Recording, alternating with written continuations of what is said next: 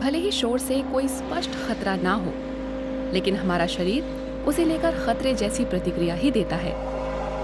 विश्व स्वास्थ्य संगठन के आंकड़े बताते हैं कि यूरोप में हर 5 में 1 व्यक्ति का नियमित रूप से बहुत ज्यादा शोर से सामना होता है, जिससे सेहत के लिए समस्याएं हो सकती हैं।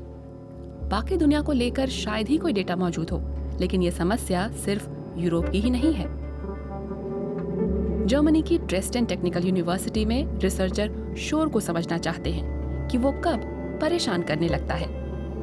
एक वर्चुअल कार राइड के साथ प्रोफेसर एरचान एल्टिनसोए पता लगा रहे हैं कि किस तरह के शोर का हम पर कैसा असर होता है। यह एकूस्टिक लैब पूरी तरह साउंड प्रूफ है, यहाँ तक कि इसका फ्लोर भी। रिसर्चर यहाँ सिर्फ एक नेट यानी जाल पर चल फिर सकते हैं, इसीलिए इस लैब में ध्वनि परावर्तन का स्तर कम से कम होता है। यहाँ ध्वनि को बेहद सटीकता से मापा जा सकता है। कुछ ध्वनियों का असर बाकियों से ज्यादा होता है। höhere Frequenzen sind bei uns immer Aufmerksamkeit ऊंची आवृत्ति वाली ध्वनियाँ हमेशा हमारा ध्यान खींचती हैं और उन्हीं से ज्यादा समस्या होती है। इसमें बदलाव भी होते हैं। इन बदलावों के प्रति हम बहुत संवेदनशील होते हैं। शोर या फिर लगातार बदलने वाले शोर के स्रोत जैसे ट्रेन जो हर 15 मिनट में आती है, वह लगातार होने वाले शोर के मुकाबले हमें ज्यादा परेशान करती है। शोर को डेसिबल में मापा जाता है, जो ध्वनि के दबाव को मापने की एक इकाई है।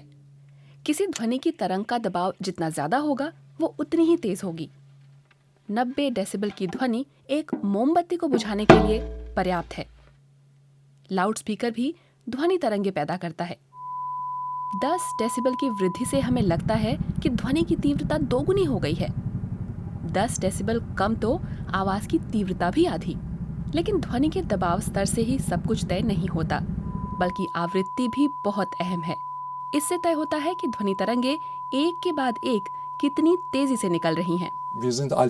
हम इंसान 1 किलोहर्ट्ज से लेकर 5 किलोहर्ट्ज तक की ध्वनियों के प्रति ज्यादा संवेदनशील होते हैं।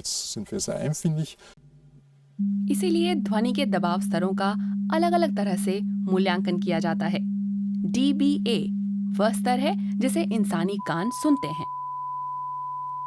ठीक से सुनाई देने वाली आवृत्तियों वाली आवाजों से सबसे ज्यादा परेशानी होती है।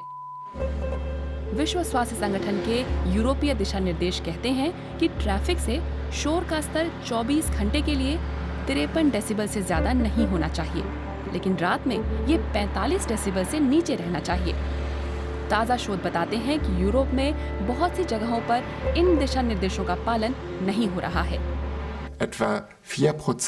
अनुमान है कि कोरोनरी हृदय रोग के 4% मामले, जो कि दिल के दौरे से जुड़े होते हैं, वे ट्रैफिक के शोर की वजह से होते हैं।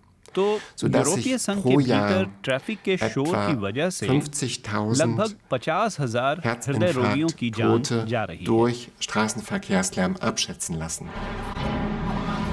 इसीलिए ध्वनि प्रदूषण को रोकने वाले कानून बनाना बहुत ही जरूरी है।